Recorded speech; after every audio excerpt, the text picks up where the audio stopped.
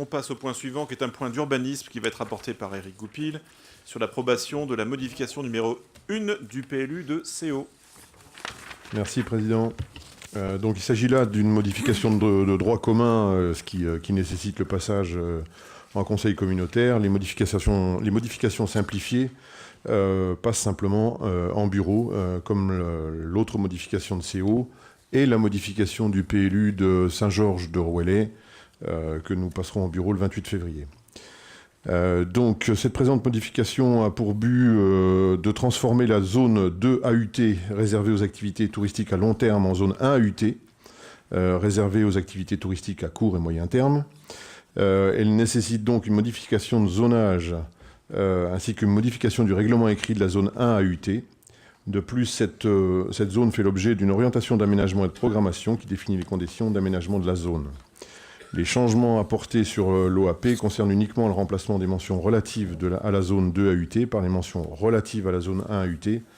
Aussi, le contenu littéral des orientations et la cartographie des OAP ne subissent aucune modification.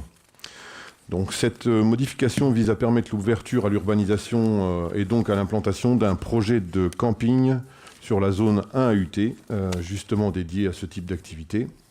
La mise en œuvre de cette procédure se justifie par l'existence d'un projet privé concret de réalisation d'une structure d'hôtellerie de plein air à court et moyen terme et non plus à long terme. Ce projet, qui nécessite une évolution du document d'urbanisme, s'accompagnera de la création de prestations d'hébergement de plein air.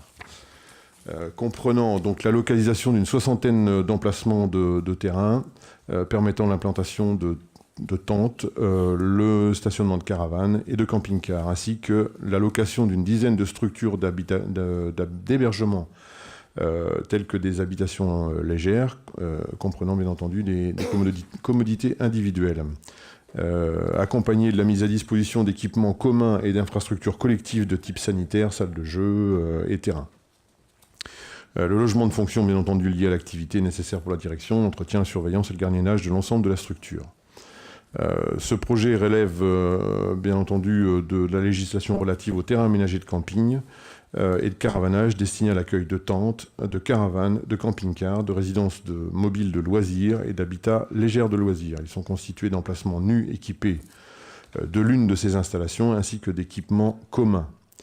Les modalités d'aménagement de ce projet d'hébergement relèvent bien entendu du porteur privé de projet, charge à lui, lors du dépôt de son permis d'aménager, de présenter les mesures permettant au projet de respecter une bonne intégration paysagère et une prise en compte des éventuelles nuisances sonores.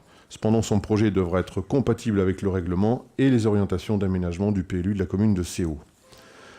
Donc, la procédure a bien été respectée. 13 décembre 2016, délibération du conseil municipal de CO demandant la modification du PLU. Le 17 décembre 2016, délibération du conseil de la communauté d'agglomération. À l'époque, c'était plutôt la communauté de communes, prescrivant la modification de droit commun du PLU. Septembre à décembre, consultation des personnes publiques associées en 2017, bien entendu. 16 novembre 2017, réunion publique d'information. 22 novembre 2017 au 22 décembre 2017 inclut une enquête publique. 28 décembre 2017, remise du procès-verbal du commissaire enquêteur. Et 19 janvier 2017, remise du rapport et des conclusions du commissaire enquêteur avec un avis favorable, avec des réserves qui ont bien entendu été levées depuis. Enfin, il y en avait une principale.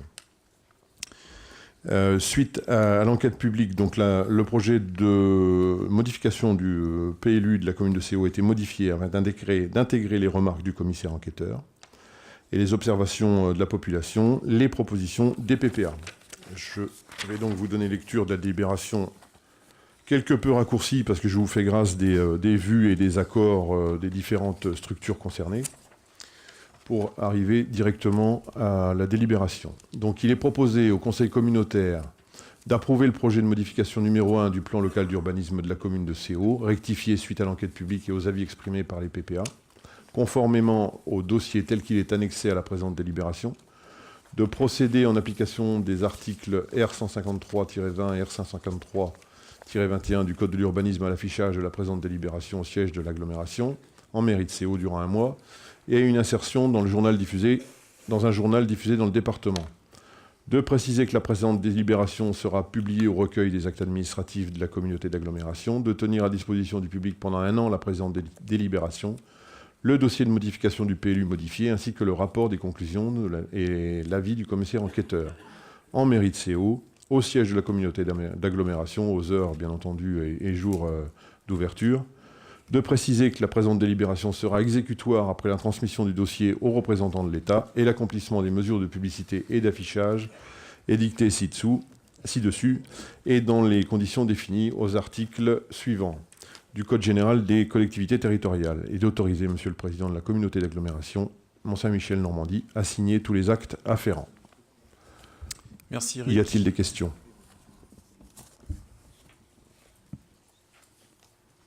Christophe, tu peux peut-être apporter des précisions, non ?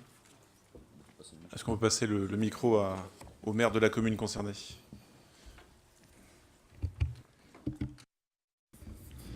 Bonsoir à tous. Donc, compléter que le conseil municipal de la commune de CO a délibéré favorablement à l'unanimité sur cette modification, que cette modification va dans le sens des orientations qui avaient été prévues dans le projet d'aménagement et de développement durable du plan local d'urbanisme de la commune de CO, de développer donc tout ce qui était hébergement touristique. Ça d'une part, mais on pourrait aussi dire que l'on parle ce soir aussi de développement aussi économique, puisque c'est une petite entreprise qui va se construire aujourd'hui.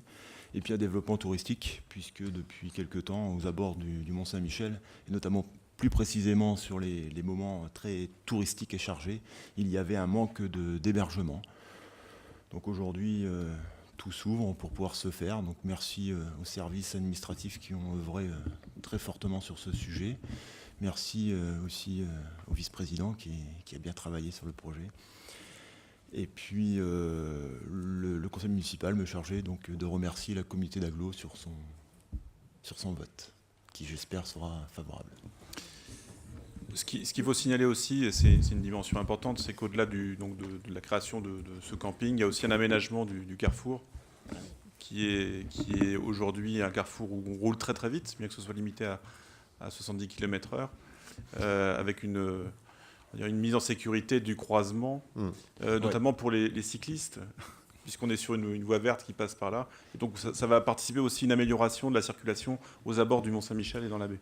Tout à fait, on va profiter aussi de ce projet pour aménager le carrefour des Forges de manière à rendre plus sécuritaire cet abord par la réalisation ce qu'on appelle un plateau surélevé, de manière à réduire la vitesse au droit de ce carrefour à 30 km/h et puis d'étendre la zone agglomérée de la commune de CO sur la route du Mont-Saint-Michel et la route de Sermon. Ce qui aura pour bénéfice de pouvoir rendre plus aisée la traversée de cette route pour aller sur la future voie verte qui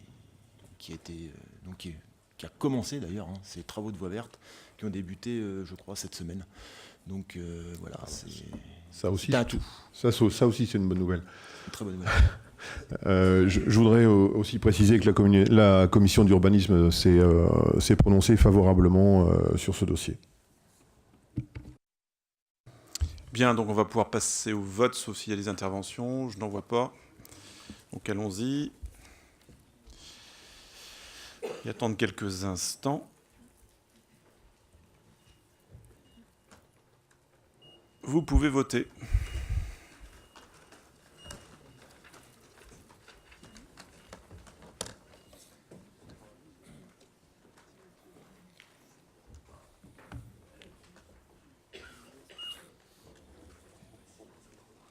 Alors, 142 votes sont parvenus jusqu'à nous, 140 sont favorables, aucun vote contre et 2 abstentions. Donc, question adoptée à la majorité. Je vous remercie.